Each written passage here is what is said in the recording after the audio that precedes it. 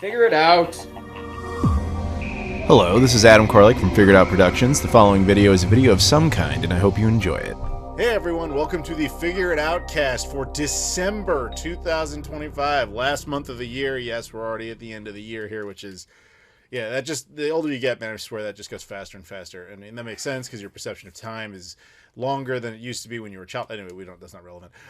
So this is a Patreon-backed podcast. If you're brand new here, that means that if you support my Patreon, not only do you support it, but you get early access to it. You get early access to all my videos, at least the ones on this channel, and you can, potentially get shout-outs. You can get subjects selected, or you can be on this podcast, such as Joseph. Welcome back, Joseph. Glad to be back. Always appreciate you being here.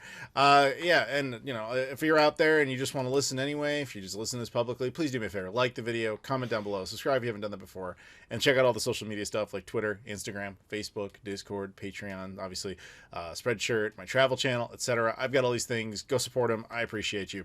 Now, we're going to go ahead and get on with some discussions here. So, Joseph, as a backer, you, of course, get to pick a subject. Because you participate here, and this month, correct me if I'm wrong, you really didn't have anything, but then we kind of chatted about it for a second and we found like the perfect one, right? Yeah, and honestly, if I had not been so busy that I literally forgot this had been an actual thing that came up, it probably would have been what I suggested. So yeah, it was tailor-made for us. So would you like to go ahead and introduce it?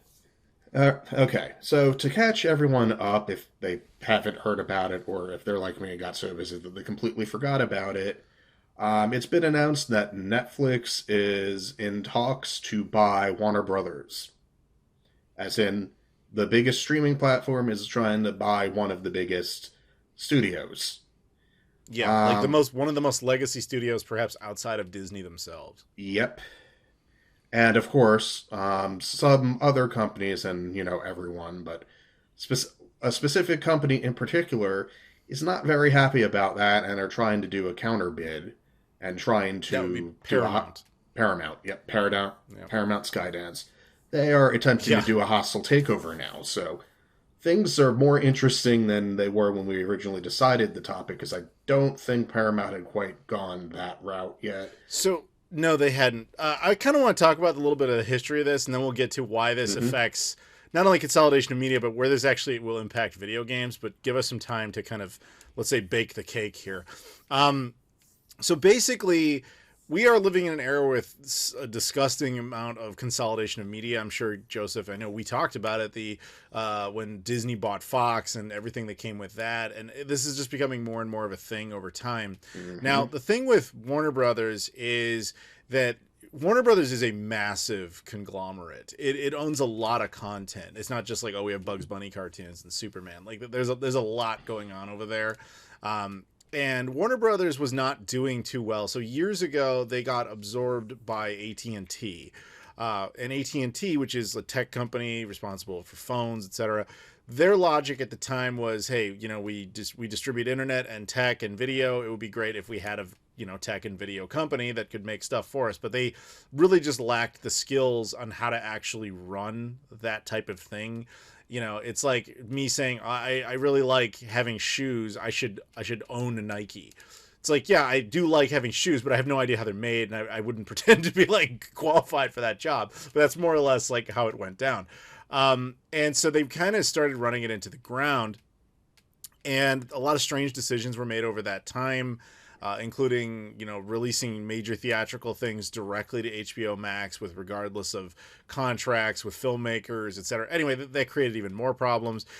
So they spun it off to Discovery, which Discovery is not a big company, relatively speaking. They make like Ghost Adventures and all this other stuff. And you're like, again, it would be like me buying Nike. It's just like, how did you pull that one off? But as it turns out, they mostly did it through severe debt loading and the other corporate tactics.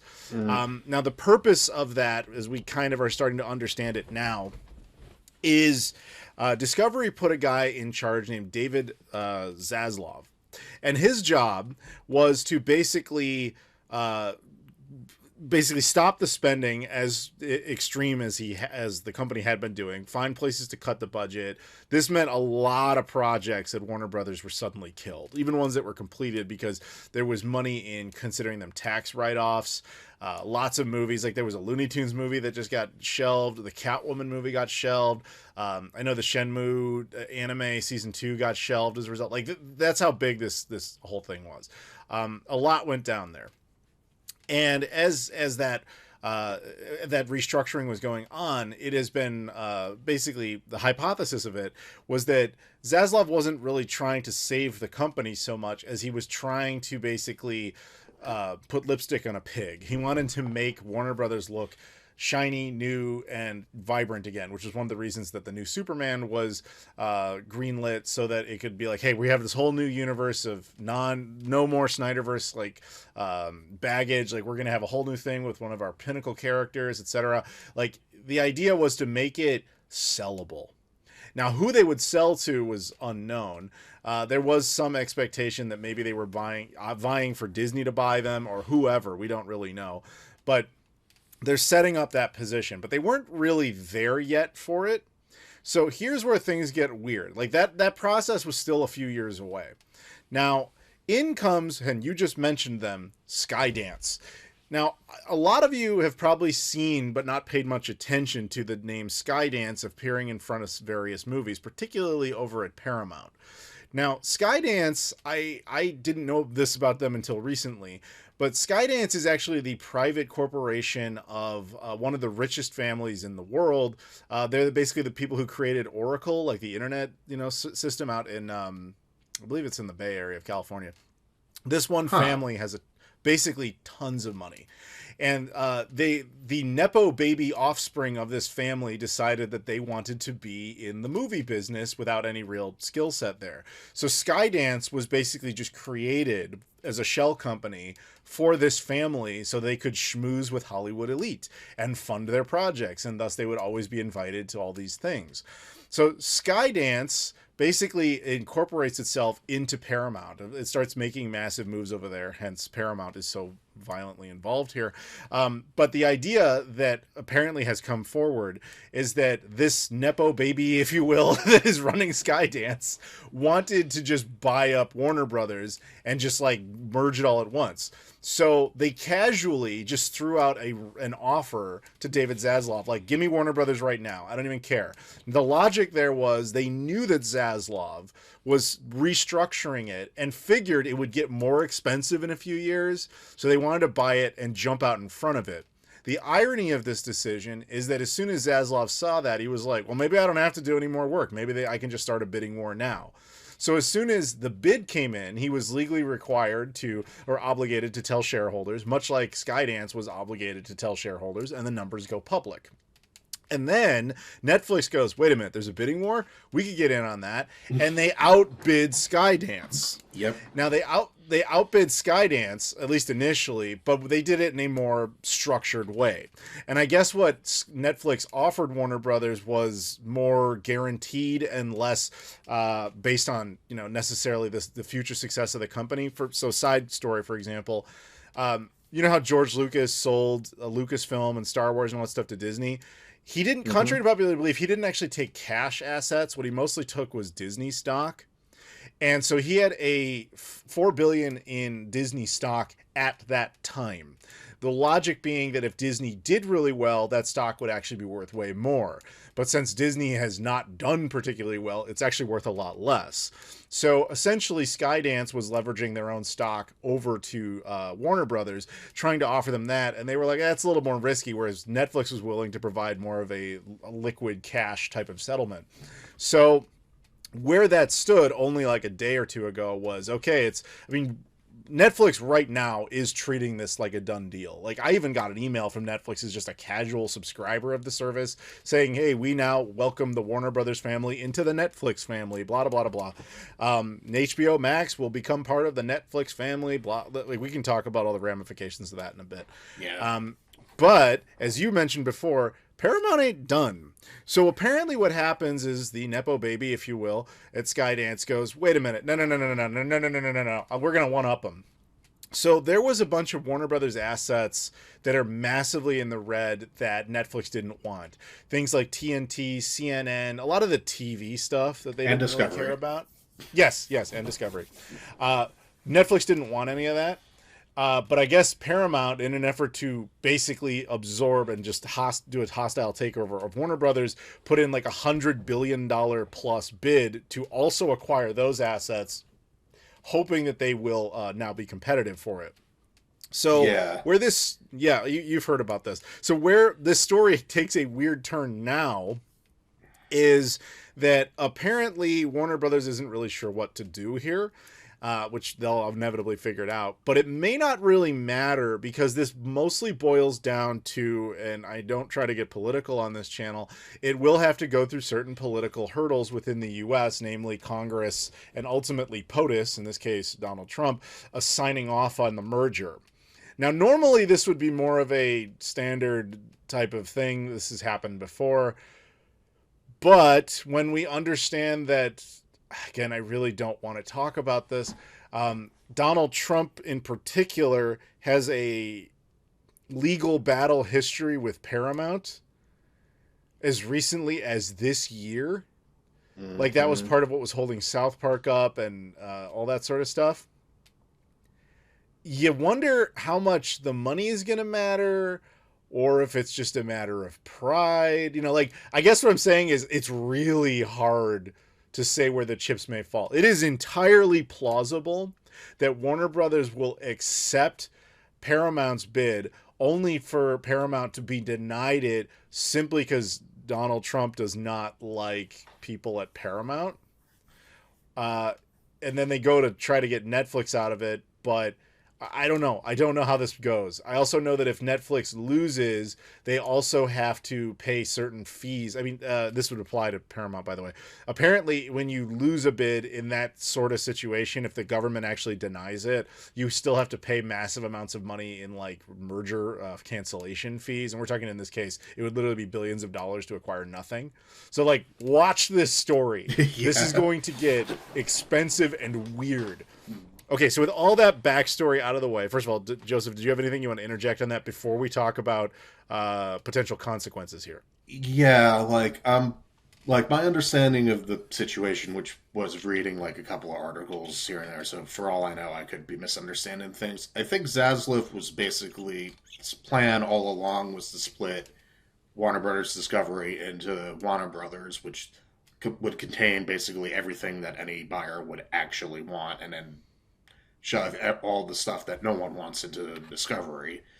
And that was the general idea, which is why Netflix's bid was for specifically like the Warner Brothers streaming stuff and their assets, as opposed you are to completely correct. Yeah, you're completely correct. The what makes the Paramount pitch kind of hilarious is that they're willing to buy all the junk data too.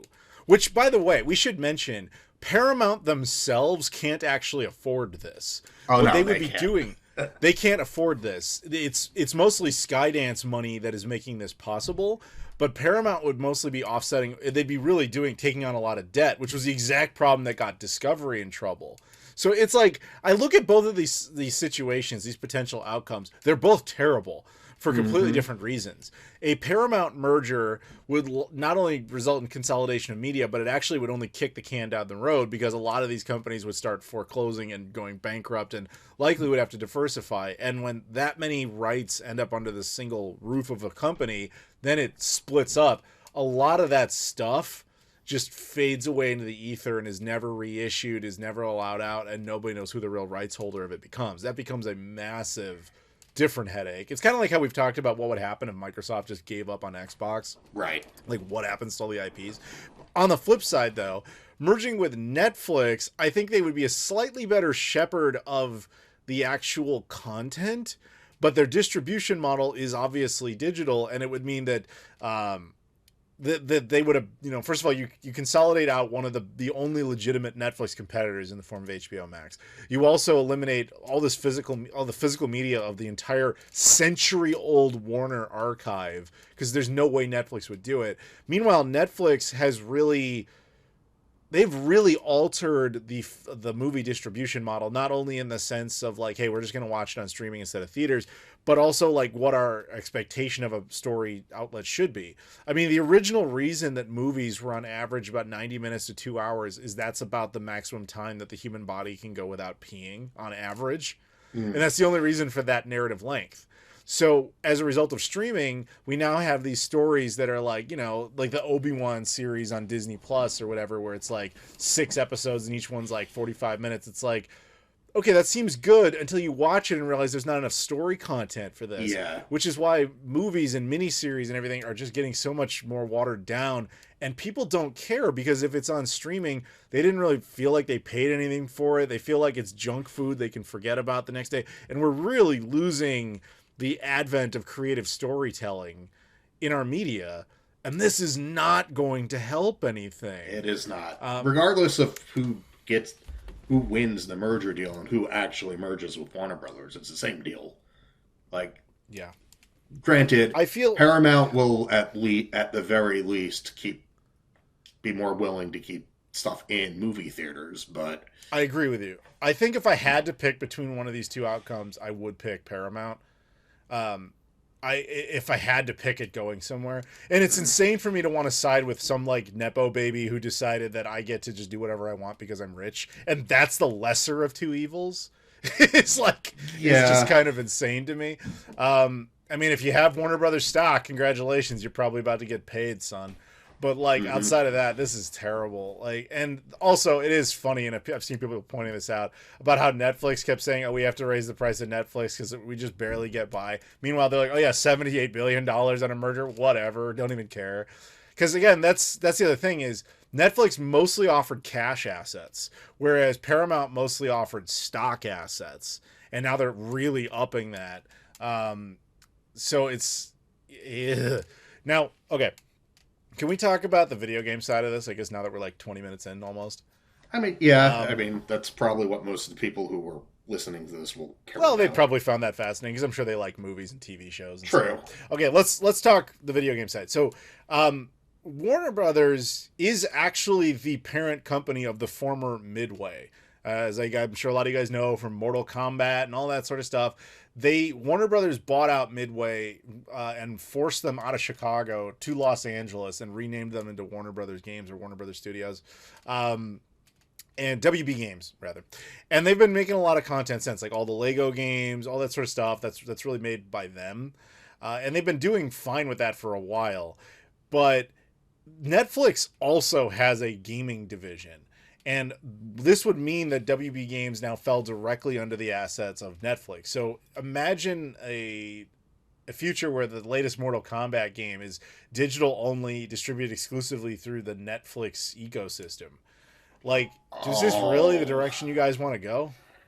I completely forgot Netflix had a gaming division that was like specifically. You see how scary that really is? At least Paramount doesn't care about that. What they care about is video game movies like Sonic the Hedgehog, which Sega is all too happy to let them make because they make tons of money.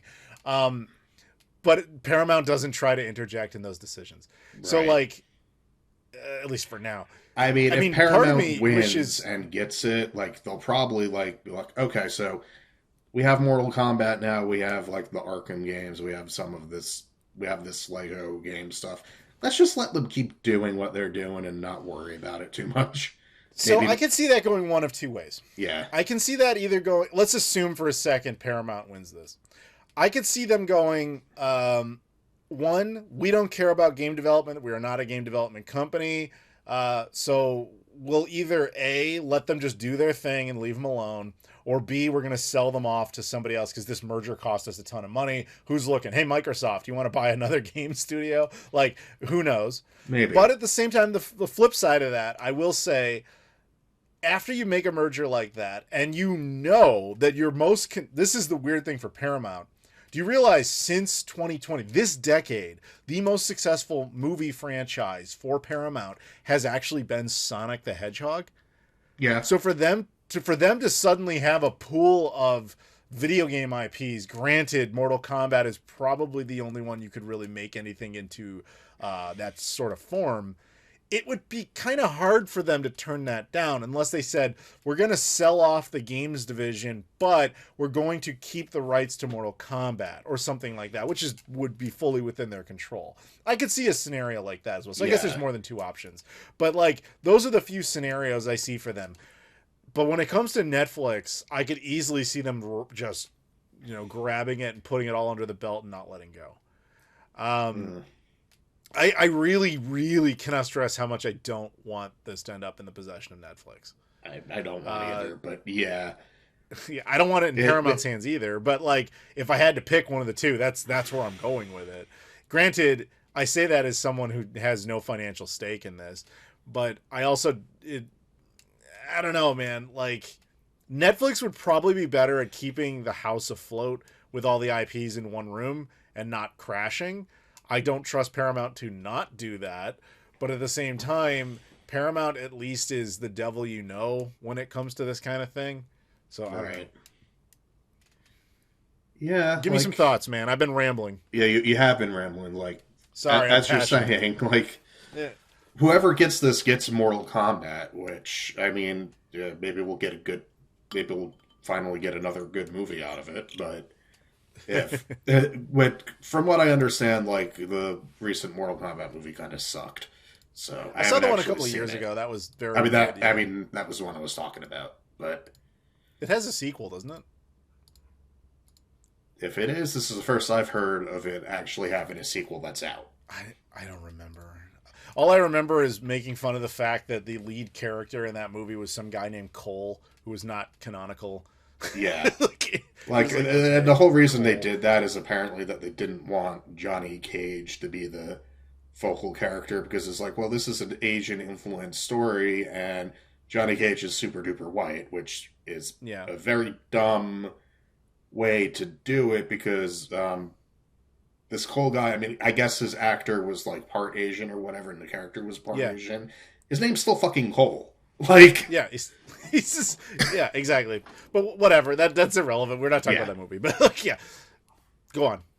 But yeah, so, but whenever I think about like Warner Brothers, like as far as games go, like I think Mortal Kombat, and I think the Batman Arkham games, and that's really all I actually think about. Like, you did mention the Lego games. I don't play those, so they don't really enter my mind. I didn't realize that they were Warner Brothers games, but I mean, there's more of them, obviously, but like, yeah, those are just the most popular ones that come to my mind immediately. I didn't like memorize their entire database. Yeah. Let's see. What do they have? While you look that up, I do want to point something out here. So I do have a sense that Warner Brothers is going to accept this deal, or they're capitalizing on the fact that everybody's bidding for them. So unrelated, but tangentially connected. If you go to like Blu-ray.com, which is a great way to keep track of like, Blu-ray movies, 4K movie releases, etc., and see what pricing is going for, kind of like a price tracker deal. A lot of Warner stuff is suddenly massively on sale. And the common thought here is that Warner Archive is like, hey man, get it while you can, because like as soon as this goes into Netflix's hands, like this is dead. They're never going to allow this out, and like physical media will be gone. So it's like, yeah, that's not terrifying. I mean, Warner already wasn't that great with physical media in the last couple of years. Like, the Jim Carrey The Mask movie. Yeah. The 4K of that just came out, but even though that is a technically Warner Brothers property, because it was owned by New Line Cinema, which Warner Brothers bought out, they didn't even feel like handling it, so they just let Arrow handle it, which is like a boutique label that handles stuff. Think of them as like the limited run games of 4K releases. Like, we're getting more and more like that, and when you consolidate all these companies down to ones that don't even believe in that level of physical editions, like, that's truly revolting to me. At least Paramount allows physical content, but ugh. Yeah. Anyway, you're looking up some game companies? Yeah, I mean, I'm looking up the games in particular that they have. Most of what I'm seeing is mostly licensed stuff. I did forget that Warner Brothers had the Harry Potter license. Yep, Warner Brothers owns that.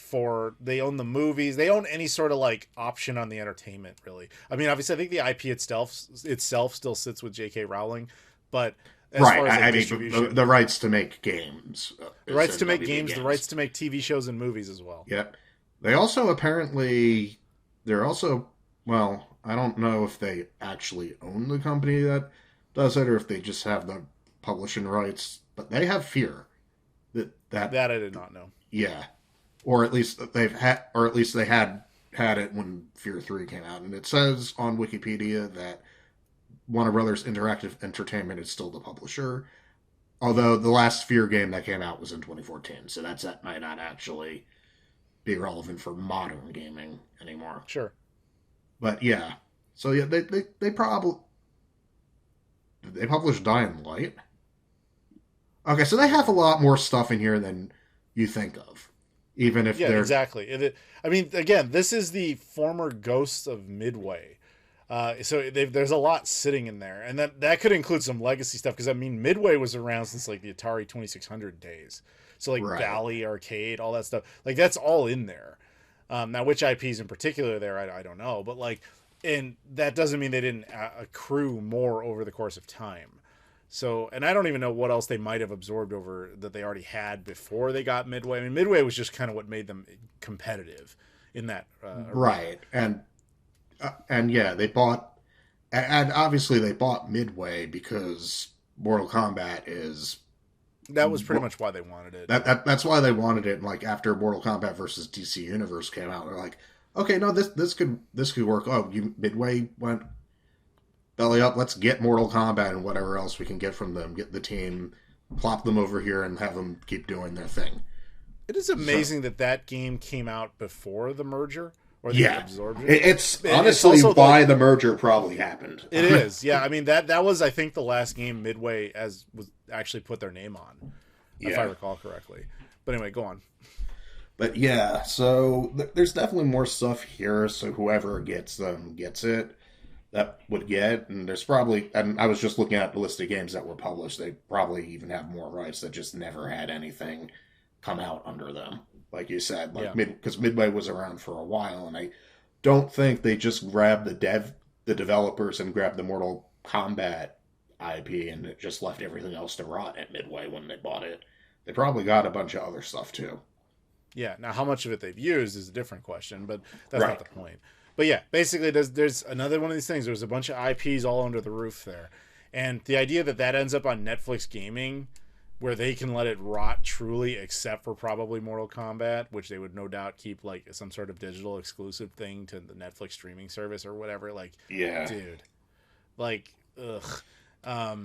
Unless they just don't want that division, but I imagine they would because they want the IP more than. Well, yeah, they're gonna want to be able to make more other Mortal Kombat media, and why sell the actual franchise and then have to license it back? That doesn't make sense. At worst case scenario, if they don't like keep the actual developers of OB games, they then just license it out to other developers. Which, although granted, like you say what you will about like the quality of the later Mortal Kombat games after the WB merger, it is still the same people who were around when Midway collapsed for the most part, like the same general team. Like obviously people have Ed Boon, gone and Tobias, go. Well, I think Tobias has been gone for a while, but he was gone before the merger. Ed Boon's still around. Like the franchise, for better or worse, is still with some of the original people who were with it. Whether or not you think it's a good thing or not is different. Look at Ed Boon, right? Like, so he creates, he's involved in the creation of this game at this little company called Midway. It explodes. Then it gets bought out once. Now it's getting bought out again. Like, how could you ever feel like, even with that level of success, that you have job security? And he probably is like one of the few that would actually be shielded in this sort of situation. I mean, I feel bad for so many of these employees where, like, if I was working at Warner Brothers, I'm like, all right, well, when do I get my pink slip? Because like it's inevitable. They rarely keep the employees. Yeah, that always happens with mergers. It's like with mergers, it's not even just like necessarily like it's not a guarantee that someone who works at Warner Brothers right now will be fired. Like sometimes in mergers, people from the buying company end up getting fired because of how they decide to consolidate it. But It's a mess all around. It is. But I want to throw out one other possibility here, and we kind of touched on it, but we left it out because it seemed so improbable.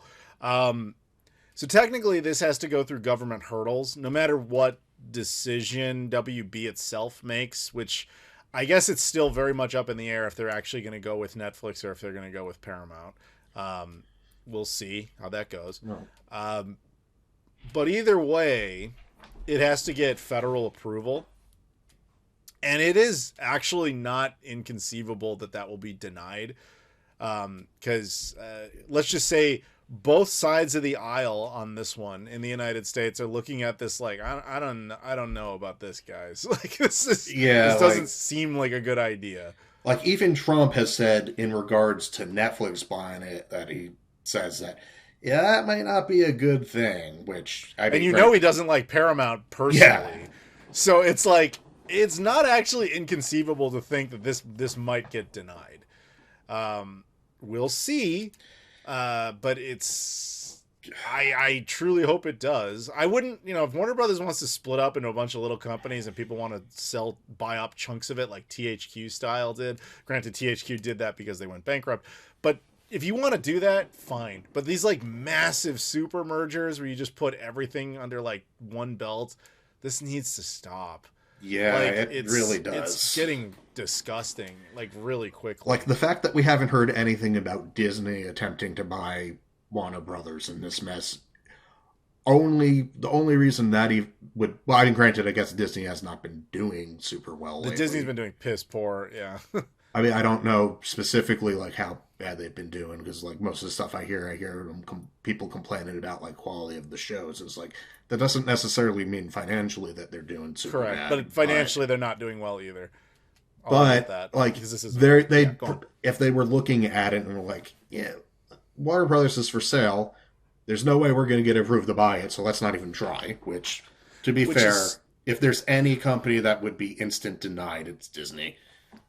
Yeah, I also think that's smart on their part because, as I mentioned kind of briefly before, I guess there is some merger failure fee. So, like, if Disney actually put in a bid for this and it went far enough and it was denied, they would lose a ton of money without getting anything out of it. And for them, right now, they're kind of struggling. So, like, I'm sure they crunched the numbers internally and were like, let's stay out of this one. Like, we have a lot of IPs and we're not doing well with them currently. So, like, yeah. Yeah. Though the idea of Superman and Spider-Man under one roof, man. Like, oh, God.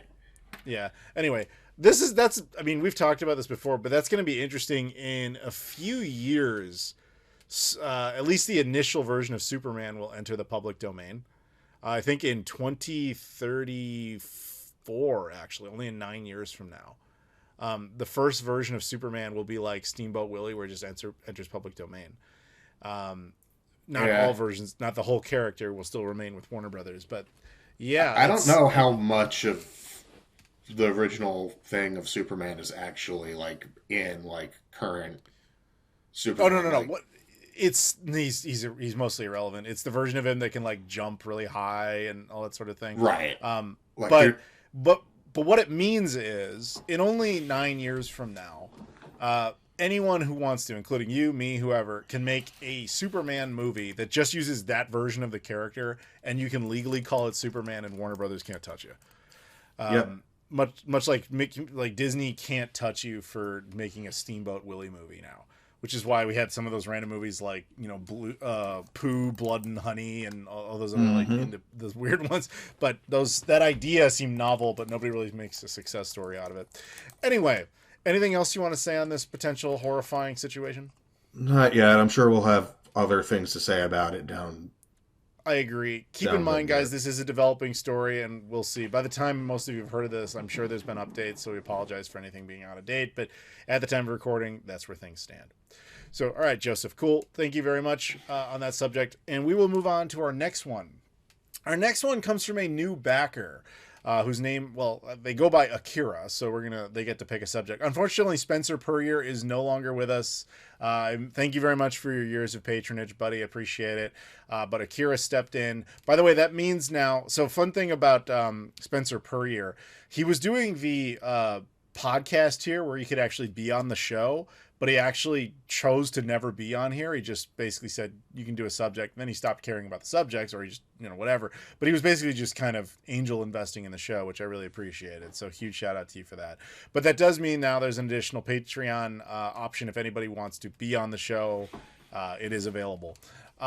Okay, but Akira stepped in and decided they want to support the show and pick a subject. So, Joseph, do you have the subject in front of you, perchance? I don't. Let me go. All right, then I will read it out.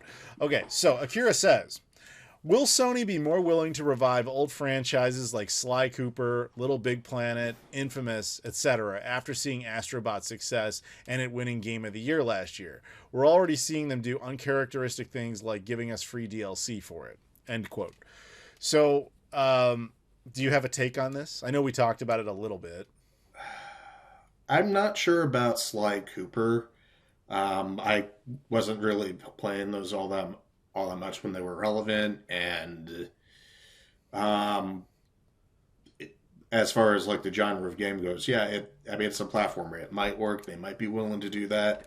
The problem with, like, say, Infamous is Sucker Punch. Well, unless if they're not making a sequel to Ghost of Yotei, is pretty busy nowadays, and I'm not entirely sure if you want Infamous with someone else besides them. So that's part of the issue. But I mean, I could maybe see them willing to like try with some of them if they think that they're franchises that people like actually like really like and really want. But it's gonna really depend on how viable that they think that each individual franchise can do. It's one thing to make Astro Bot as a platformer that people like, it getting Game of the Year and it having like cameos of PlayStation IPs or / third parties who are very heavily associated with PlayStation. It's a completely other one to like greenlight new entries in a bunch of old franchises that haven't really made you any money since 2010 or earlier. So. Yeah, I'm inclined to completely agree. I think so. Here's the thing with Astro Bot: like the game itself was a big hit, right? But that Astro Bot's origin was what? Astro Bot's Playroom on like PS4. No, I think it was Astro Bot Rescue Mission on PS4 for PSVR. Okay, then but like basically Playroom was on PS5, I think. Oh yeah, that sounds right. But and then Astro Bot happened. So okay. But basically, the character was more of a tech demo type character you could just kind of do whatever with, right? And then they essentially were given their first big adventure in the form of a game that did extraordinarily well. Is that about right? Yeah. Well, I mean, Astro Bot Rescue Mission was a big adventure game, but it was stuck with PSVR. So I see. I never played that one, so my understanding is Astro Bot is basically. It's weird the way they named it. Astro Bot, from my understanding of how that plays, is 100% Astro Bot Rescue Mission 2. It's just that this time they didn't tie it to PSVR 2 because they decided that they wanted to actually make money this time. So okay, that makes the question a little bit more compelling then, because I actually didn't know that part.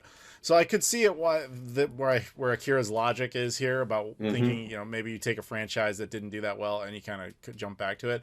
I think the problem here, though, is that so few people knew who Astro Bot was because of that exact limitation, that it essentially was a fresh character. They also just happened to make a really good game.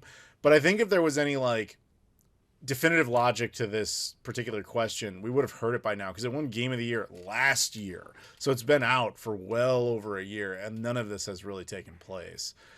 Setting aside the issues that Joseph mentioned about development teams, etc., I think where this could actually have some benefit is in more merchandising than additional games. Joseph, when was the last time you were in a Walmart? During COVID, I think. Okay, so it's been a minute for you. Yeah. Walmart is not a store that I frequently go to. But a week ago, I went to Reno, Nevada. And the reason I did that is that was the town I was born in. And I wanted to go visit the place I came from, because that was the first time I'd been there since I was actually born. And I'll tell you right now, Reno, Nevada doesn't have much going on. So one of the things I went to do, I wanted to get some coffees. It was late, so I went to Walmart because they were open. So I go to Walmart, and I thought, well, I have nothing better to do. I'm just going to wander around the store and check out the video game section and see if there's anything interesting. Did you know that Walmart has game merch that is essentially exclusive to Walmart and is PlayStation branded. Because I didn't. I didn't. It doesn't surprise me, though. Yeah, it doesn't really shock me. But I actually bought one thing. They had a piece of wall art, a lenticular thing of Sweet Tooth from Twisted Metal. It's like $10. And yeah, it was really cool. And you look at it from two angles, and it's like Sweet Tooth, who looks like he's from Twisted Metal Black, and then it looks like he's one from Twisted Metal 2013 or whatever it was, 2012. It was really, really cool. It's like $10. I was like, oh, awesome. Now, initially, I didn't know it was exclusive. I scanned it with my phone, and I was like, well, I'll just buy this on Amazon so I don't have to carry it back. Turns out you can't, because it was only sold at Walmart. It was exclusive to them. And I was like, really? That's how they're using the Twisted Metal IP now, other than that Peacock show that exists, is some random merch. And then I looked around, and there was other Twisted Metal merch, like these little figurines and all sorts of weird stuff. I'm like, that's so bizarre. And then I look and I see there's way more PlayStation merch I've never seen. For example, they had a wall clock of a PS1, like a full-size PS1 that's just a clock that you put on your wall. And I was like, this seems like you got some cool stuff going on here. So to answer Akira's question, I think that's the next phase. If you want to find some dead IPs like this, look for them to show up as merch. If that merch does well, that's how you potentially get new games. So I did my part. I bought this little Twisted Metal art, even though I don't think that it's probably going to lead to another game. But it's the best shot it's got, And I think that, I don't know if Sony actually outright owns Sly Cooper, Little Big Planet, or Infamous, or if they were just tie-in deals. I don't know what the circumstances of those individual games are. I guess it wouldn't really shock me if I found out they actually own those outright. But I could see them all having merch. I'm not saying I remember those three in particular, but it really wouldn't shock me. But if they have merch, that's what you want to get. They probably do own Sly Cooper, Infamous, and Ghost of Tsushima because they own Sucker Punch. Well, Ghost of Tsushima I didn't mention, but that one makes sense because they just put out a new one in that series. Yeah, so Sucker Punch was the one who developed all of those. So that's fair. They're owned by Sony. So okay, then that's fair reasoning. I don't think, though, that the success of Astrobot specifically would lead to these guys all getting new games. I think more likely, and I tell you this as a long Shenmue fan, where we have to buy all the merch just to encourage them to kind of consider doing another game. You got to get behind the stuff you don't necessarily want to support to have any shot at that. So if they release merch from these games or whatever, make sure you buy it. Because that's the best way. Is if they see there's money there, then they'll continue it. That's really all there is. But I don't think Astrobot specifically has inspired them to do that. Because if that was the case, I would assume we would have heard about it. But I will throw you this: we live in an age now, and I know you and I really complained about this last month, Joseph. Is how long development cycles are on the handful of exclusive titles that even exist anymore. Mm-hmm. So it's possible a new Sly Cooper game has been in development for 4 years, and we just haven't heard anything about it. So I doubt it, but it's I guess unless granted, Sony might be willing to give Sly Cooper to another team to work on while Sucker Punch is busy. Since when did Sly Cooper the last actual Sly Cooper game come out? Let's see. There was the reissue on PS3, but wasn't the last one it doesn't count? Okay, so if that doesn't count, wasn't there a PS Vita one? Looks like there was a PS Vita one, yeah. Let's see. Let's look. Okay, Sly Collection came out in 2010. Thieves in Time 2013. Is Thieves in Time the Vita one? No, that was on PS3. It was also on Vita. Okay. So it's the same game. But yeah, that game was the last one. Yep, and Sucker Punch did not, and Sucker Punch didn't even work on that one. So yeah, there you go. You know what's funny? So Twisted Metal, like I was just talking about, the last game in that series was 2012, but it's got merch. So yeah, okay. Oh wow, okay. That does present an interesting thought. Where are some of these franchises? Because Sly Cooper is not something you need to spend 6 years and $100 million developing. Especially if you're not having Sucker Punch do it anymore because they're busy with other stuff and you're willing to give it the Honestly, dude, I think it's more down to just. I think it's just down to marketability and what. Probably. Because, like, one of the issues you run into, and you and I know this very well, is that when there is a time for taking chances on new IPs, and a lot of that has already happened in our lifetime. We still get new IPs, certainly, and a lot of them don't pan out. But, you know, sometimes it's just, you know, Sly Cooper hit success because it came out on the PlayStation 2 at the height of the PlayStation 2 and people were craving new content for it. It was a perfectly fine game, but also they were able to, I assume, to recycle a lot of the assets to easily make sequels. But when they had to move over to new hardware, they really didn't want to do it. And Sony probably was like, well, we want to see if there's still an appetite for this IP on new hardware. So we'll kind of, you know, we'll throw one out there. They put it on Vita and PS3. It probably didn't do very well, and that was kind of where that series died. I would imagine it's a similar story with Little Big Planet, because obviously it had the first 3 on PS3. Then I think they did a third one. The third one was also on PS4. I'm guessing didn't do very well because I don't think we've seen it since. Sackboy had his own game on PS5. Did he? I didn't know. Yeah, at launch. But that's just the character, to be fair, right? Right. It's not like the exact. Yeah. But the franchise. You are right. I has remember. been I've seen him on the cover. I know what you're talking about. Yeah. Okay. Yep. I can envision it now. He's just kind of waving at you on the cover. Mm-hmm. And then Infamous. I know it had a couple of PS4 games. I feel like that's a common thing. And then what ends up happening is some of these franchises are able to kind of stick around with nostalgia, or they can break some sort of like glass ceiling of pop culture. Like I talked about this a lot with like Nintendo and Sega.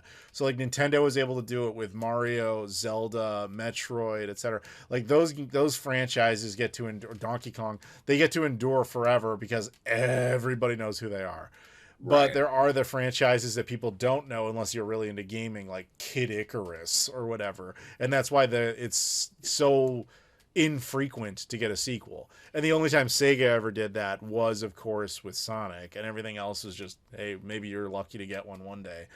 Sony, they're kind of like interesting because they've had a lot of success like that, but it seems like they get bored of it and they move on to completely different ones. Right. I'm pretty sure that like if Sucker Punch had wanted to make a fourth full Infamous game, and like if you don't Infamous game, Sony probably would have let them, but they wanted to make Ghost of Tsushima instead, and now development costs are just, and development time is just so high that by the time that, like, unless if they end up having multiple teams at Sucker Punch, there's basically no way to do it if they're still focused on Ghost of Tsushima, Ghost of Yotei, or yeah, I think that's fair. I also think you got to take the human element involved in that, because like if you're a development team, do you really want your entire career to be like, oh, we're doing another game about a raccoon, we're doing yet another one about, like, you get bored doing that. Oh yeah, for sure.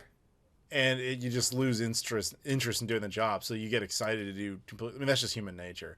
So I think I'm with Joseph here. If Sucker Punch went to Sony and was like, hey man, we really want to do another Sly Cooper, we have a good idea, I can almost guarantee Sony would let them do it. But I'm guessing they don't want to. And there's not enough of a social mandate to get it created either. That's why some of these franchises, I think, just sit in limbo. The only thing you can do about that, really, is to apply pressure financially if that option of merchandise or whatever comes into existence. But I don't think in the case of Sly Cooper, they offer you much. So I'm sad to say, I mean, I don't know how well that Sackboy game did. Maybe that was their kind of attempt to see, like, does anybody still care about this franchise? Let's see. And maybe we'll... You know, I don't know. I'm just guessing. But since these are the 3 he threw out there. Okay, let's see. How well did that? I will say, while you're looking up whatever you're looking up, I am still sitting here waiting for another real Twisted Metal game. Like Twisted Metal, until the PlayStation 4 came along, and I guess the Vita, that was the only franchise Sony had that actually appeared on all of their hardware. It was on the PS1, obviously. It's where it made its primary market. Obviously, it had Twisted Metal Black and Twisted Metal Online on PS2. It had the 2012 game on PS3. And the fact that they just let it rot and just die is really sad to me. Mm-hmm. It had PSP game as well, Head On. But to not have a Vita, PS4, now PS5 game, it's like, dude, that sucks. Because like that sadly means there isn't a single Sony branded PlayStation IP that exists in every era of their hardware. Like, say what you want about Nintendo. Mario, you can trace him all the way back to any. I mean, granted, he wasn't on like the TV game 6, but like he's been around on all of their stuff. But to be fair, Sonic didn't even exist on all of Sega's hardware. They did 2 consoles without him. So, you know, it's whatever. Well, the Sackboy... Hold on. Now, holding. Latest release, Ultimate Sackboy on March 3rd, 2023. What the hell is that?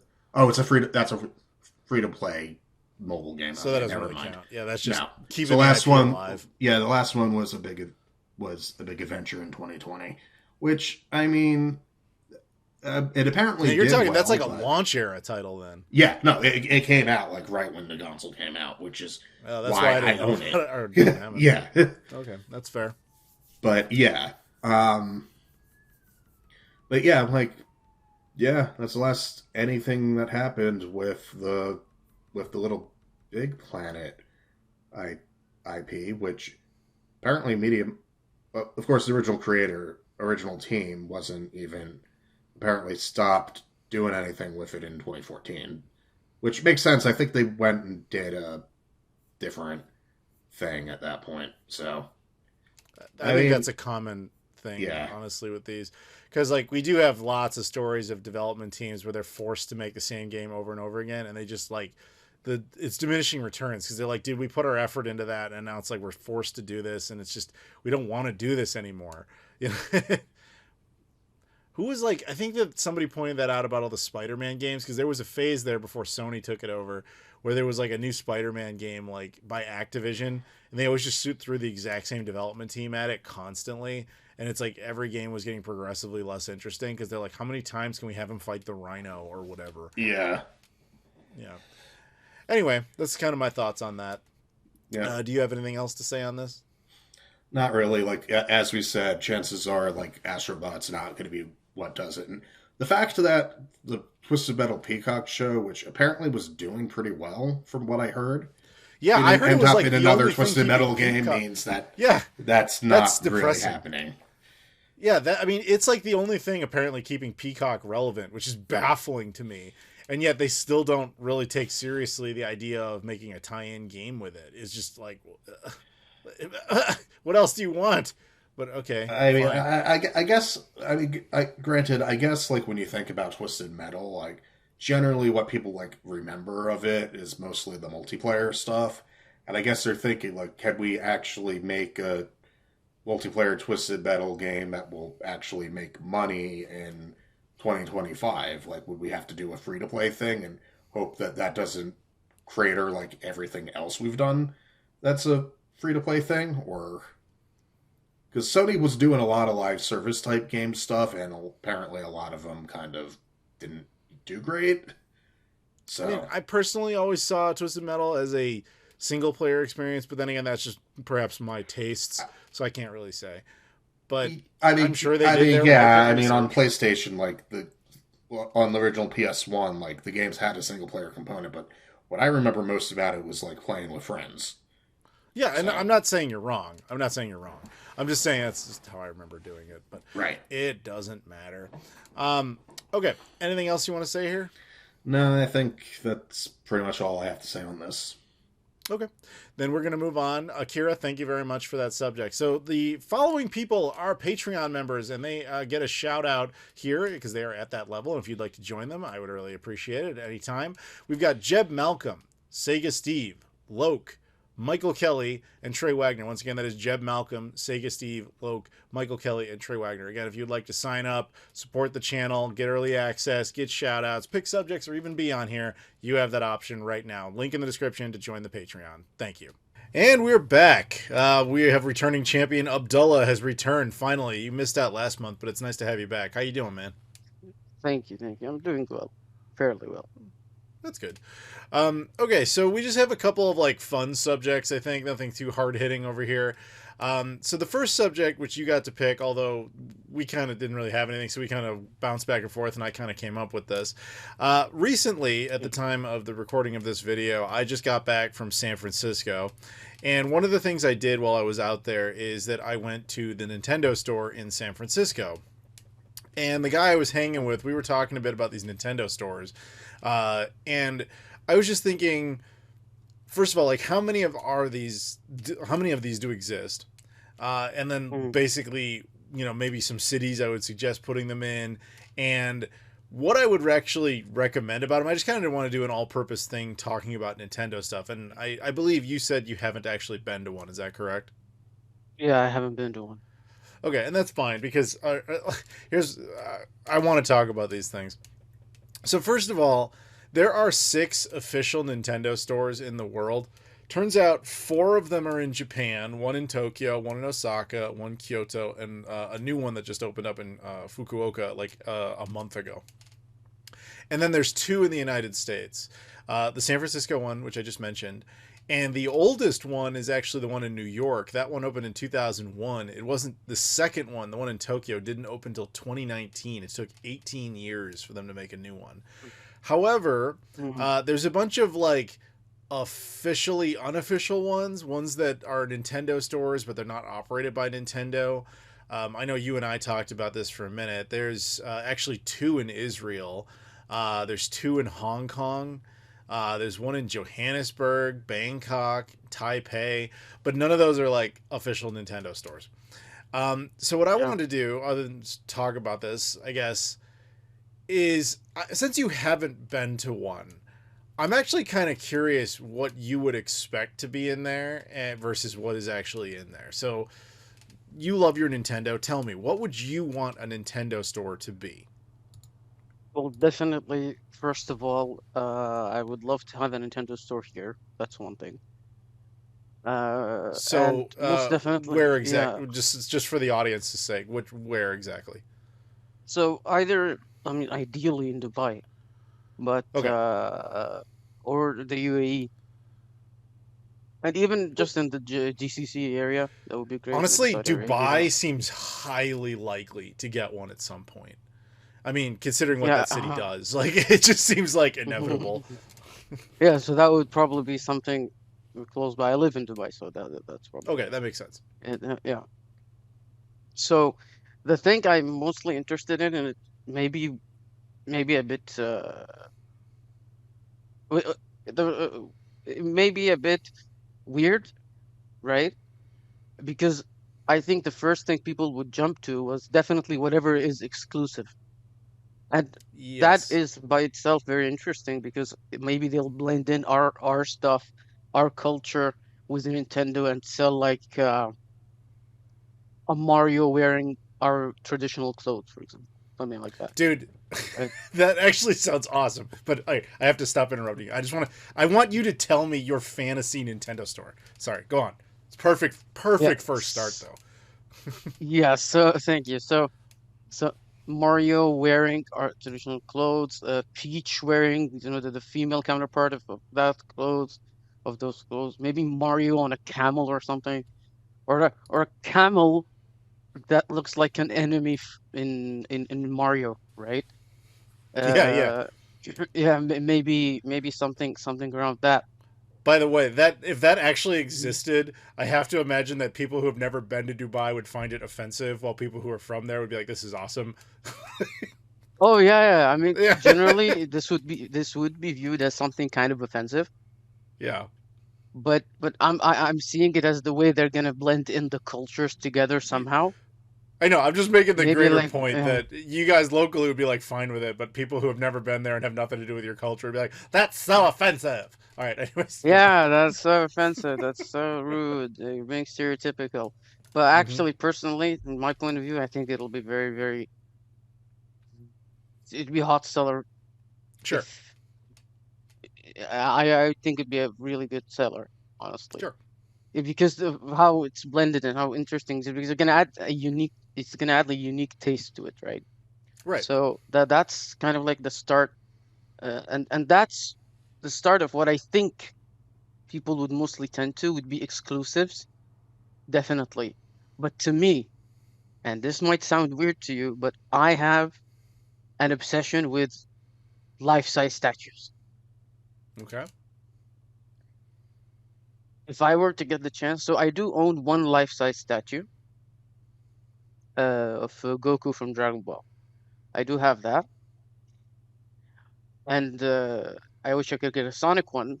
But anyway, point of the matter is, I'm pretty sure a Nintendo store would sell statues, but not life-size, but would probably be filled with life-size statues. Yes, the You get, Nintendo New York has a couple, and I think Nintendo San Francisco had like one, but not like a ton of them. But again, we'll continue to go on the fantasy. I just want to hear it before we talk about the reality. yeah, so that's kind of like the fantasy of what I'm saying. Mm-hmm. Maybe those kind of uh, cultural blends are within those statues as well. Sure. And so I don't know if you know this, but uh, so our Arabic coffee.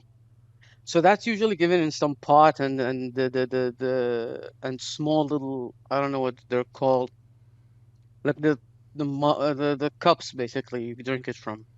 Yeah, little samplers or Uh, whatever. yeah, it's very small because the coffee is usually very strong. Oh, espresso, So espresso. you know, it's you could say so, yeah. In some way, it's like that. So I would love to see Nintendo themed sets of that. Okay, I agree with you. So that's also so that's something that's blended in. Um,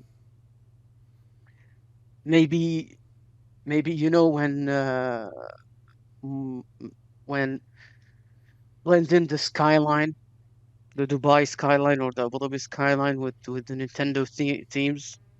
That would be something interesting. Can I I would love throw to out an see. idea, a suggestion? Could we You can try have to suggest. Could we have a model of the Burj Khalifa kind of animated in a Mario style, and it has like Donkey Kong at the top, like King Kong, and we have just various characters like Bowser's riding on it. Like it's just like all the characters like on the Burj Khalifa, like a little figurine. Well, that's as an idea is good, but I don't know how they're gonna execute it in order to be, quote unquote appropriate, right? Sure, What they're gonna consider to be appropriate. but that's what I'm talking about But with the blending thing. I'm just talking. I agree with yeah, you on the idea of localizing merch. yeah, that's definitely something I would love to see. Big statues, and obviously, uh, when I talked exclusives, there's one thing that as a collector, especially somebody who likes Nintendo, would love I would love to see a Nintendo themed uh if only sold in this store that's Arabic themed. Okay, A Nintendo Switch, for example, sure. a console or Joy-Cons or something like that. So like That again, just to give an example, like you could buy the Switch too, but the Joy Cons that come with it are like the same colors as say the UAE flag or something. Yeah, something like that. Probably not the Okay, flag, probably something maybe for example like a Dubai edition with the Dubai skyline on it or something. yeah, but yes, that's the point though. It's just something local, right? Okay, I agree with you. Yeah. So this is the kind of stuff I'm just thinking about on top of my head. Obviously, the way it's executed has to be, done in the most appropriate way, Yeah, but then again, honestly, that's what I would fantasize about having a store if it were here. But I have never been to a Nintendo store to know what exactly is on there. mm-hmm. But I do know that there are some exclusives that are sold there. Like, uh, I think, for Well, example, something I like, will fill you in on the reality if you're ready for it. oh, I'm ready for it. But if it's Okay, fantasy, yeah. that's definitely something I would love. It'd be So what perfect for somebody like me. Yeah. So what he just described, everybody, is exactly what I've always wanted Nintendo stores to be like. Where you go to the store in that country or city of origin, and it has a whole bunch of exclusive stuff that's like not only unique to the city but the country, whatever it By is. the way, Also, there's yeah, one point I forgot to mention. Sorry to yeah. cut Go you ahead, go off. ahead. But there's one thing. Uh, of course, to me, the real dream is having a Sonic store with that. Hold your horses on that one. We'll get back to Yeah. that. Hold your horses. Okay. Okay. So, Okay. what he described, everybody, about wanting exclusives and everything, I completely agree with him.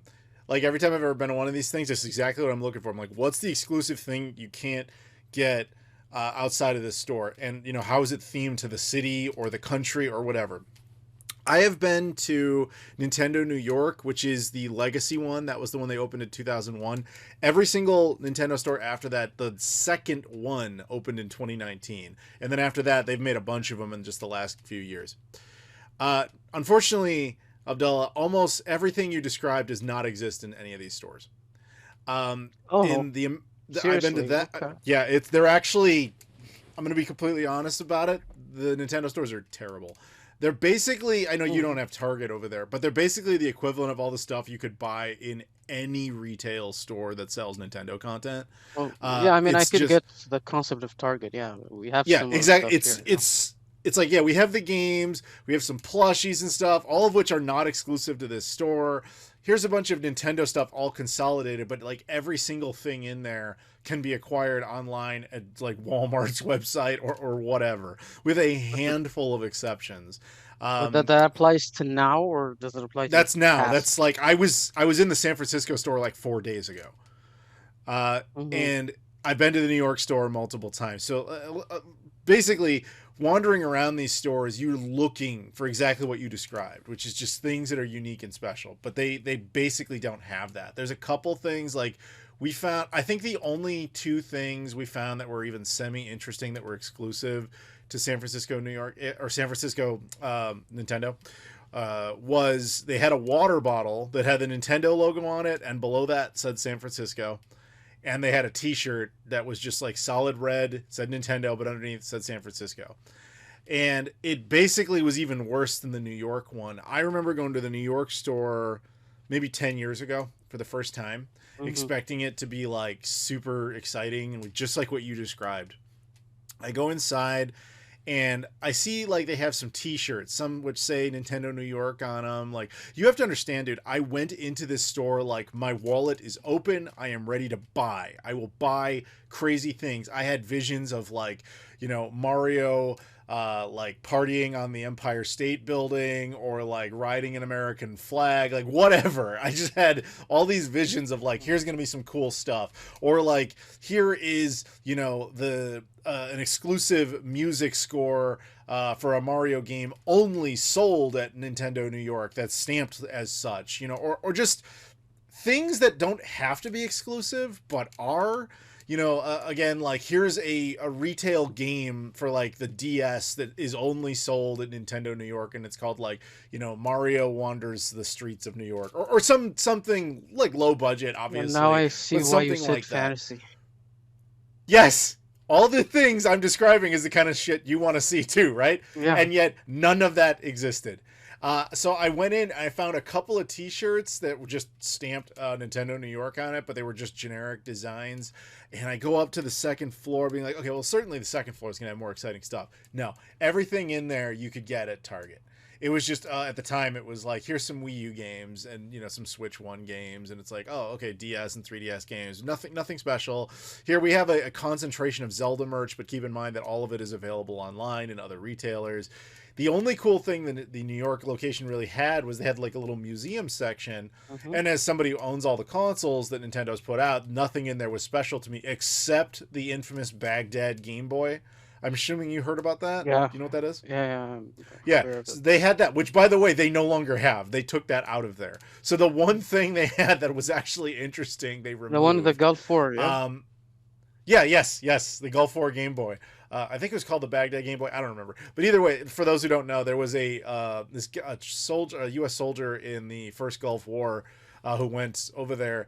I guess his stuff was bombed by something, and he had a Game Boy in it, and the Game Boy survived. It looks all molded and messed up and everything, but it still works. And I guess he donated it to Nintendo New York, and they had it on display there. It's just like, hey, our stuff survives bombs. You know, it was cool. And then they just stopped keeping it there for whatever reason. Maybe it actually finally stopped working. I don't know, but whatever. I was like, wow, that was the only thing in there that was interesting. And it was just so disappointing. And every time I ever went in there since, it was just the same thing. I ended up buying a single T-shirt just so I could say I got something, and that's how disappointing it was. So I went to the San Francisco one with kind of the same attitude of like, no, this maybe they'll have something cool. No, I didn't even get anything at all. Like the guy I was with was super excited about it, and he in the end all he did was buy. Metroid Prime 4 had come out that day, so he picked it up. Yeah, but you could have just And easily he do was that looking. anywhere else. Yeah, exactly. There was nothing. There was no reason to buy it there other than it came with a poster, and he just felt like it would be neat to get it there. But really, that didn't matter much. And he bought a Nintendo San Francisco thermos or water bottle or something just so he could say he got something. I didn't even do that. It's just like I remember walking around that store just being like, there's so much potential here, and you just don't do it. And they clearly don't need to because they've been making money doing this forever. Whereas there are exclusive, exciting things that have occasionally trickled out of these stores. Infamously, maybe you know this, Pokemon box for the GameCube. Yes, and I gladly I own that. I own the full thing. Yeah. Which version of that do you have? Pokemon box will be on Sapphire, the full thing, the big box. So the US version. Yes, correct. Okay, so the reason I bring that up is that was a standard release in Japan. I don't know if it even came out in Europe, but in North America, it was sold exclusively at Nintendo New York. Now, I know people will say, well, that sucks. Look how expensive the game is. Yeah, but that's also why it's special. Because if it had been available everywhere, it wouldn't have been interesting.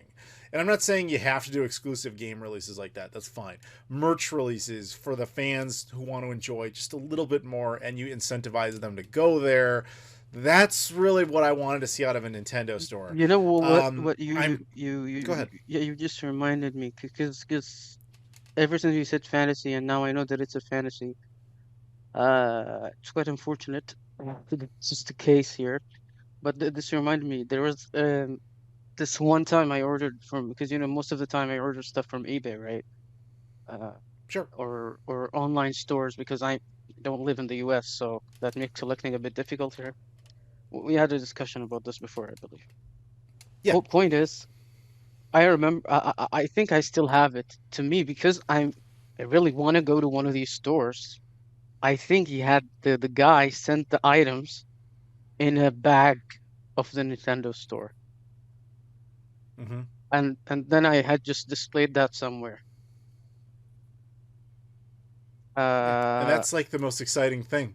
Yeah. Is the bag. Actually, that's not even a joke. When we left Nintendo San Francisco, they gave him like a little tote bag to take all his stuff with. The bag was actually the most interesting thing to look at because it had the bag, it had a little bit of San Francisco art, it said San Francisco on it. You're like, but you don't actually sell anything like this in there. So when you're, it's just like baffling. When you said this, when you told me the reality of it right now, because what I did was and you mentioned the topic that we're going to talk about, because I didn't research this much, and I didn't want to, I didn't want to I wanted to talk about it in terms of what I think, because I didn't really want to know. And that's good.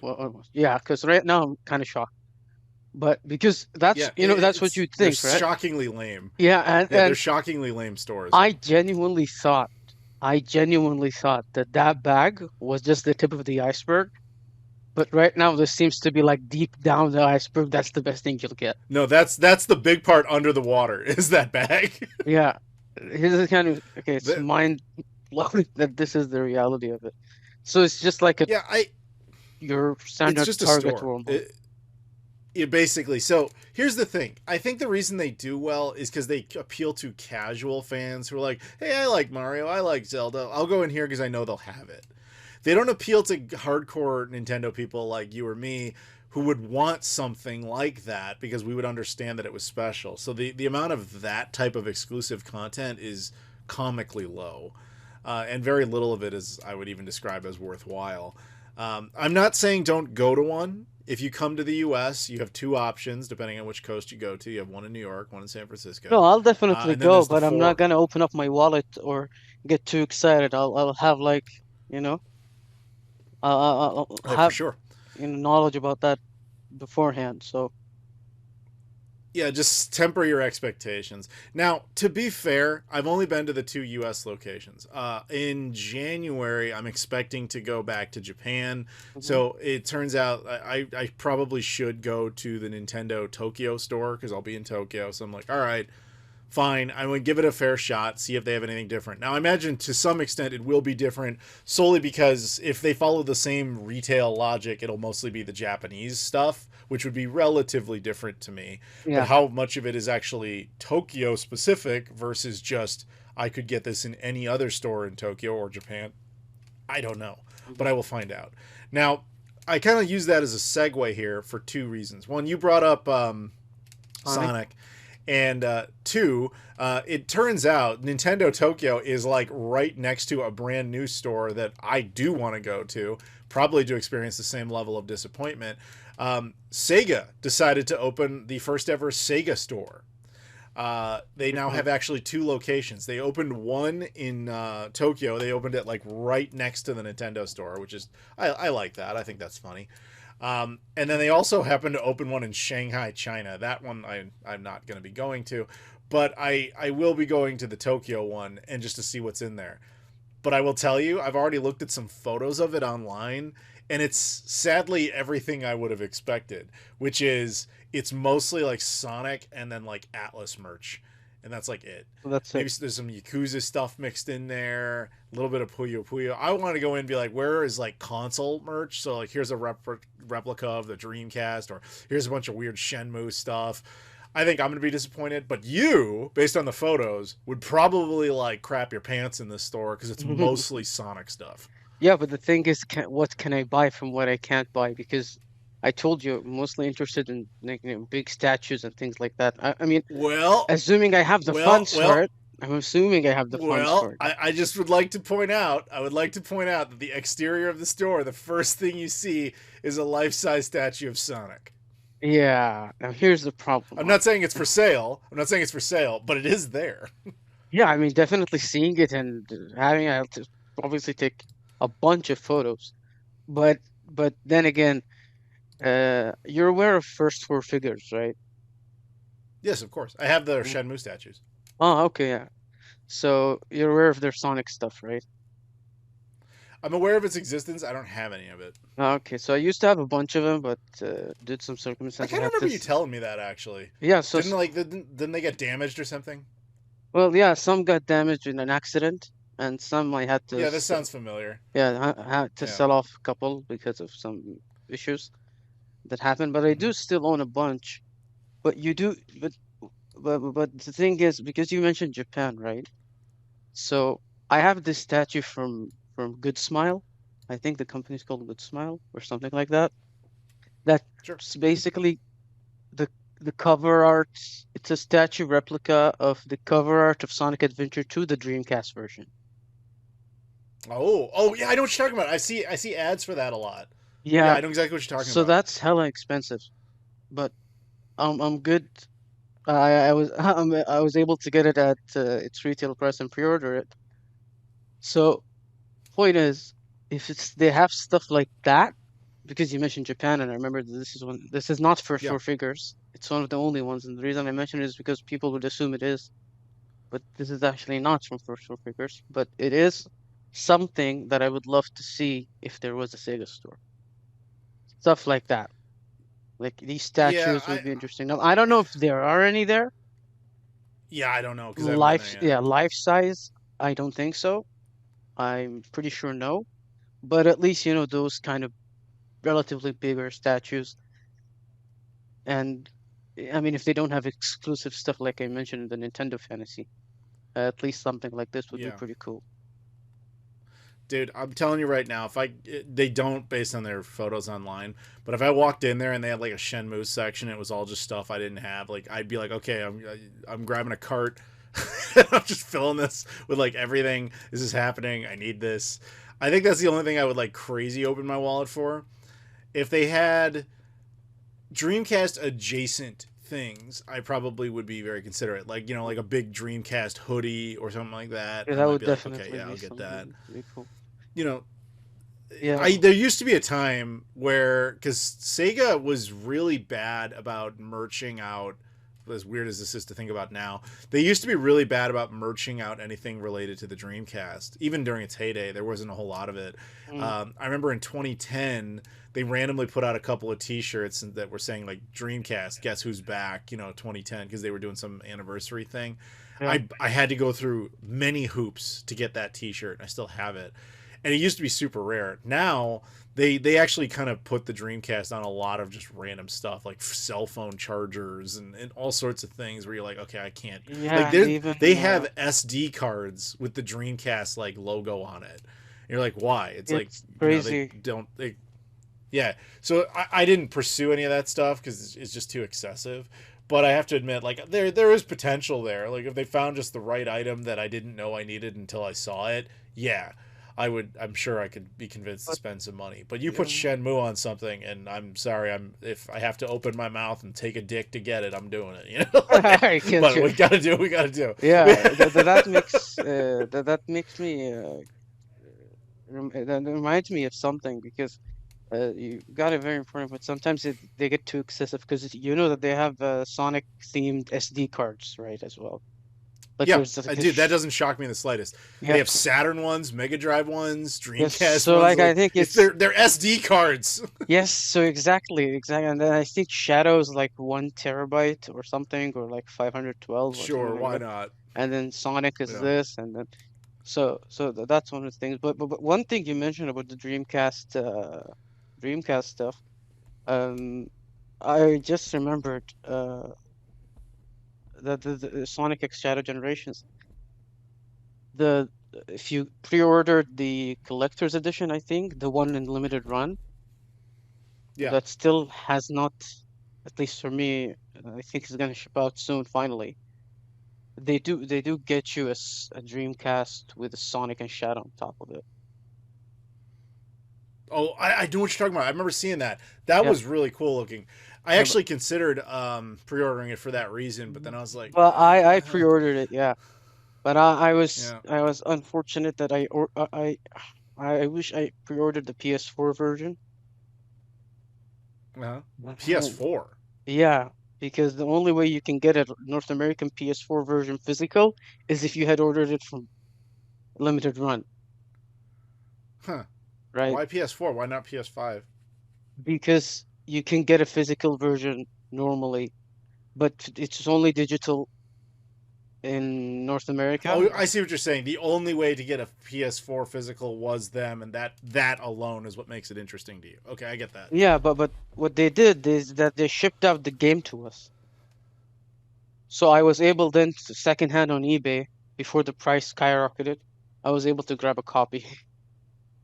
So that's good. That just reminded me of something. Yeah. So that just reminds me of that Arab Drift Cars game you owe me. Oh. Nobody heard anything. Anyway, so well, anyway. So it's kind of disappointing to know that the fantasy isn't really, kind of shocked me here. Yeah, I'm sorry to heartbreak you there. I'll let you know if the Sega store is any better, but I have a feeling like they just play to what they know will sell, and it's going to be Sonic stuff, which for you is good. For me, it's like, that's okay. Yeah, but I don't want something where's my Shenmue stuff? Yeah, but the thing is, I mean, I get you. Yeah, in terms of Shenmue, that's what you would go for, definitely. Like you vividly described. But for me, it's still, I mean, if it's something I could just get off eBay, then why bother, right? I am very much inclined to agree with you. Yes. Yeah. But yeah, unfortunately that's where Nintendo stores are currently, and since they clearly have been successful, I don't think they're going to change that, which is really disappointing. And most people, it is what it is. Most people just probably don't. So it's kind of like, is this kind of like an Apple Store situation as well? Because you could buy Apple products outside the store as well. Essentially, yes. Yeah, but I don't know much about Apple stores. So I own an iPhone. They sell Apple crapple stuff. Wait, you're an Android guy, right? I am, yeah. Oh, okay, that's unfortunate. No, it's not. My brother just became an Android I like rights, guy. So. Yeah. My brother just actually I prefer Android. Android to me is like PCs. It crashes sometimes, sure, but it allows you to have all sorts of opportunities and doesn't treat you like a child. Says you're not allowed to do this because of some fascistic dictatorship of an OS. So that's really where I stand with that. That's exactly what my brother told me when he switched. He recently switched to Android, actually, on iPhone. Yeah, and he was correct to do so. Yeah, he is, and he's emulating games and showing me, look what I can play, and you can't do that. What are you gonna do? Yeah. Yeah. So Switch to this was- Android. yeah, That's this what you're was- gonna do. Well, maybe next time. Well, all right. Alright. Okay, well, that's enough on the Nintendo store since we've clearly deviated from it. Definitely. Like I said, I'll give you an update because I'm gonna check them out in Tokyo and see what I have to say about it. Maybe Yep. I'll even make a video comparing one or the other or something. I don't know, but that's not important right now. So we'll move on from that subject, Abdullah. Thank you for that. The last subject up here today is kind of one that I've already done some videos on, and Abdullah, I'm guessing you don't have a whole lot to say on this, but I thought I would kind of recap it just to kind of end this podcast this month. So from Sinjit, who he contacted me, and he had no particular subject, so I went with this. Abdullah, did you follow or hear about that whole Shenmue 4 fake trailer thing? Yeah, so here's what I have to say about this. So it's actually, I have questions for you about that. Okay, shoot. All right. So I didn't know anything First, about. we need to set this up for everybody listening. So are you going to explain what's going on, or do you want to ask after? So I think it'll be better to, yeah, I guess it's better to ask you after because I only looked into it after you told me, after you initially mentioned to me that. After I debunked it. Okay. Yeah. Then give me a second here. I'll just explain it to everybody. Yeah. Okay, so for those who missed it, about a week ago at the time I'm recording this, and maybe a few weeks by the time you guys have listened to it, there was this out of nowhere a supposed Shenmue 4 leaked trailer that popped up on the internet, and a lot of people gave it a lot of credibility because of various factors, including most notably how nice the animation seemed within game. It looked a lot like it had been done in Unreal Engine. It didn't look grossly over obviously in using of AI, as in having like a Sora type of thing just pop it out. It also included a lot of deep Shenmue lore that really only the super of super fans would know, because while most people got most of their narrative comprehension of those games from the 3 games that exist, there are actually other sources of Shenmue lore out there, and this individual who made this trailer grabbed from those to make it look like a logical extension of the series.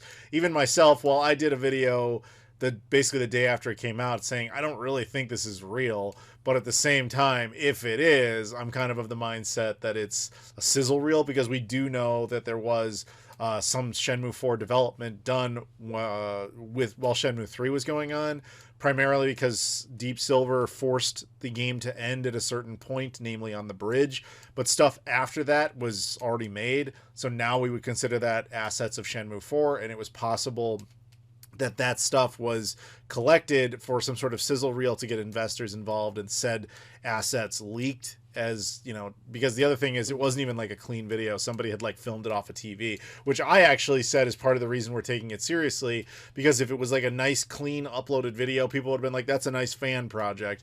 But if it looks like it's captured off a television with a camera, it kind of looks like some illegitimate leaked thing you're not supposed to know about, which adds to it. Anyway, the point is a lot of people were losing their minds thinking this is real. Major news outlets got involved saying they didn't know if it was real either. Nobody really knew. And then 2 days ago at the time of recording, which was my birthday, incidentally. Happy late birthday. I got the worst birthday news ever, which, thank you.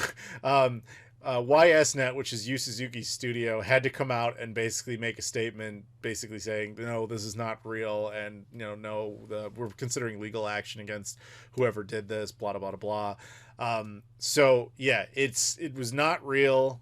So although I am still seeing people in the comments saying, no, it has to be real. They would only threaten legal action if there was credibility. You can never really win with these people, because at the same time they were also saying well, if it was real, then how come they haven't commented, or if it wasn't real, why haven't they commented on it? And then they did comment and oh, that's proof that it is real. You can't win. They just want to believe whatever they want to believe.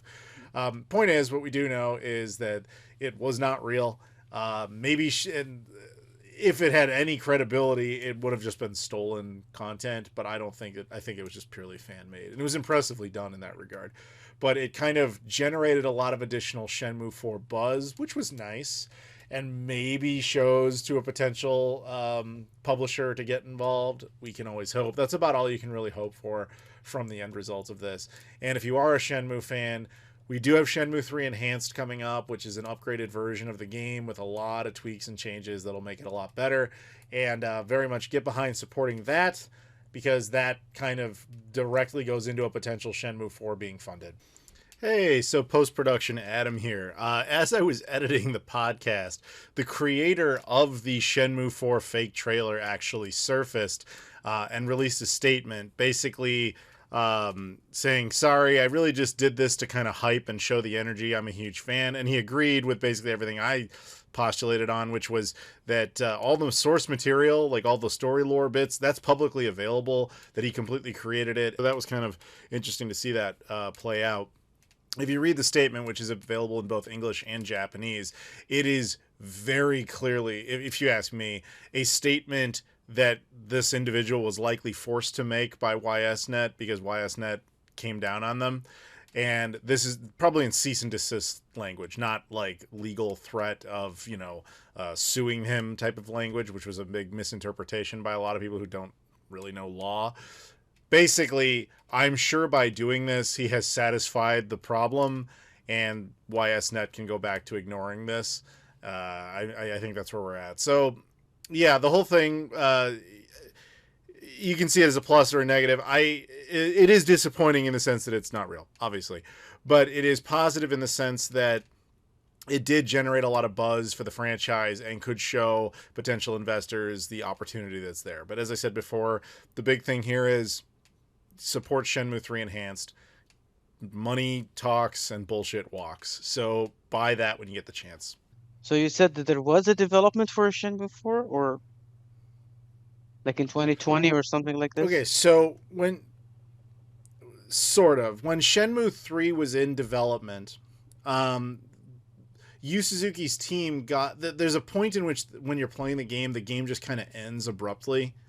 And the ending that exists in the game was not how the game was meant to end. It ended there because the publisher, which was Deep Silver, was like, you need to stop working. We need to put out a product now. So they just kind of forced it to end there. However, the development cycle had actually gone well past that, but that stuff wasn't polished or completed. And so Deep Silver said, just, we're done, put it here. So all that stuff they had actually worked on would then by default become the beginning of a Shenmue 4, which by ipso facto means there is assets for a Shenmue 4 that have been developed that do exist. We've just never seen them. Okay. That makes sense. Because I didn't get to the point at that point very well. And that couldn't have been your original question, because you had something else to say before I said all that. I watched